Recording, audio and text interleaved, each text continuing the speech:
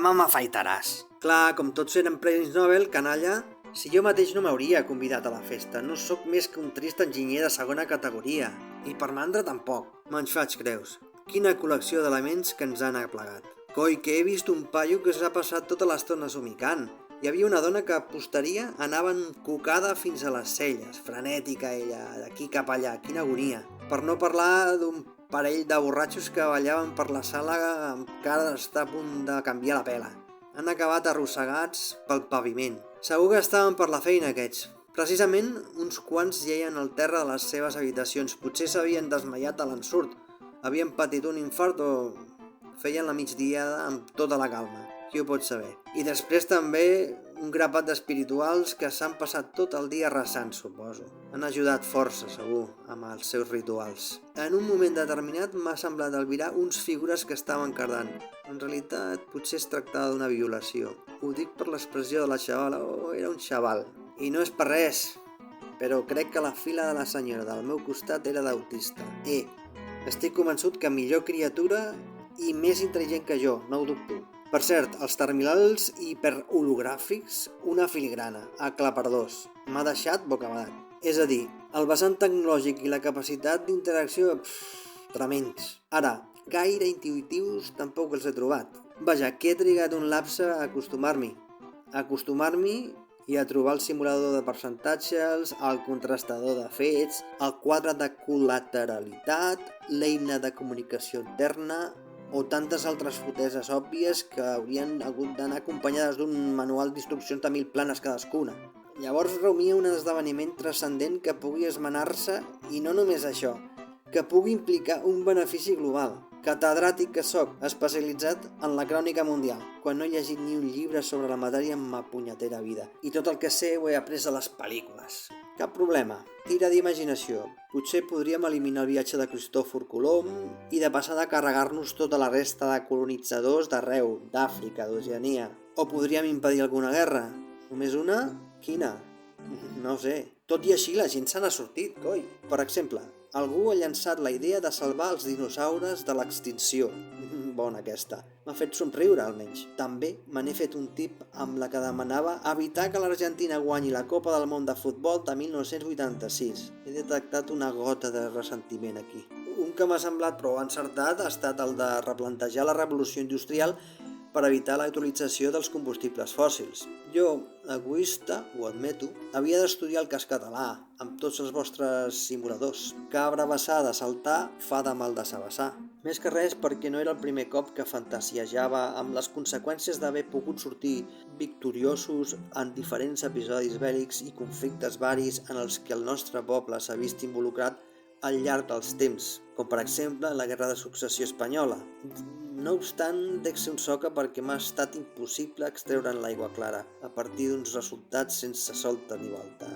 Que no funciona el vostre programari, o és que té truc? En fi, que Déu-n'hi-do. Sí, ho reconec, una mica patètics han estat els 4 o 5 individus que han començat a coaccionar, amenaçar i inclús agredir participants per condicionar les votacions. Però què voleu? És la naturalesa humana, la llei del més fort. Tant se val. Com ha estat la mort del xoranyicà? Estranya. La vaguetat li va costar una socarrada ben intensa. Puta merda i bon Nadal! Va planyar-se amb indignació el desgraciat. La tieta en bicicleta. Li estic agafant una tirri al brètol aquest? Espavila, s'impacientà el botxí. Què va passar?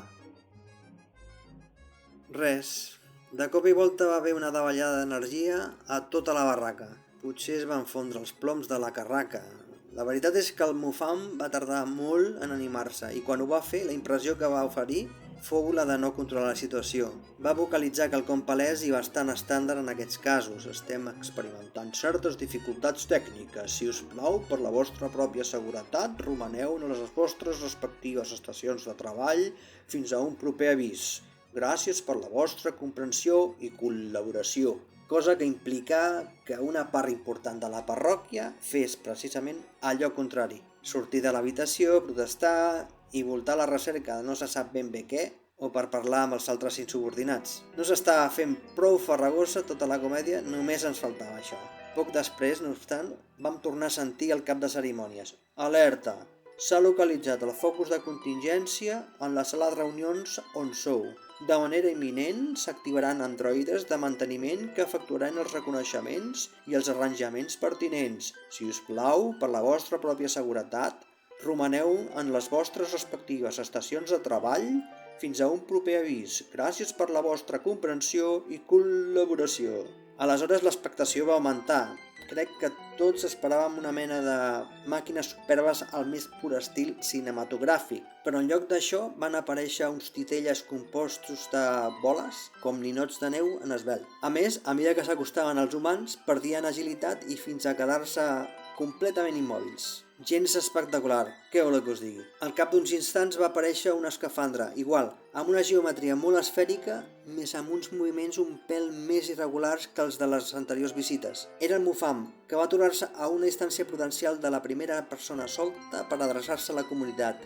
Els serveis electrònics que governen tots els ginys d'aquesta nau estan inestables per la confluència d'una sèrie de condicions terrestres i humanes imprevistes que vicien els sistemes. Si us plau, permeteu portar a terme els mesuraments necessaris per tal d'aplicar els ajustaments que puguin restablir l'operabilitat. Penso que un estol d'oriental ja se li havia tirat a sobre abans d'acabar la frase. Vull dir, literalment, mirant de subjectar-lo i sotmetre'l. Així que quan l'escafandra va esclatar, els asiàtics també quedaran ben esberlats i escampats per tot arreu. Veieu? La vostra ciència no és infal·lible a casa nostra. Serà el magnetisme animal? Gràcies, agraí la veu. Just a temps. A temps de què, poca vergonya? Replica el Nil. D'evitar el col·lapse. Un pes a les parpelles havia fet que l'home tanqués els ulls. En obrir-los va trobar-se davant la porta d'un hotel modest d'Arus. Encara desconcertat, va picar la porta i tot seguit aquesta va obrir-se. No hauràs portat un focus per casualitat? Inquirí una dona tota exasperada sense altra introducció. Hola, què? Contestà el paio en un reflex. Aquesta llum és horrorosa, noi, indica la femella. A la motxilla? Què hi portes? És plena de consoladors o què? Realment li penjava un sarró de l'esquena. Va despenjar-lo, el va obrir i dins va ensopegar amb 2 capses grans amb la il·lustració de llums d'alta intensitat. La nota adhesiva en una d'elles deia «Puta merda i bon Nadal». Un soranyicà del poble de la ciència infal·lible. Ara sí.